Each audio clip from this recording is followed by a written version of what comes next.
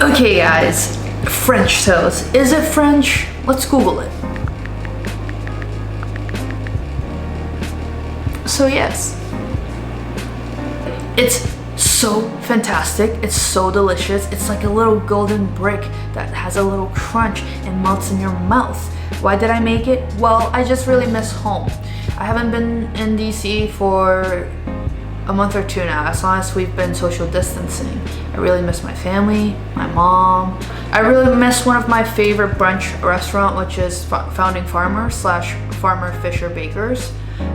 They make such a fantastic French toast.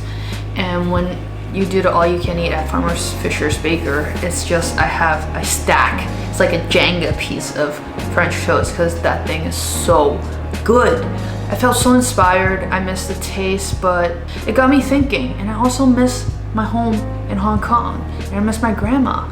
And this place that she used to take me to eat would have condensed milk in the center. I'm like, I need to combine and marry the two ideas. And I did it. And you know what? Wow. I'm just really happy that I made it. Like, wow. I should be making it more often. It doesn't take more than 7 minutes. And it's not, I'm gonna challenge you to make it, but it's not even a challenge. If you recreated it, please tag me. If you've made anything else or you want me to make something, please comment down below and let me know. Challenge me always. I love a good challenge. And if you haven't subscribed, please show some love and subscribe to your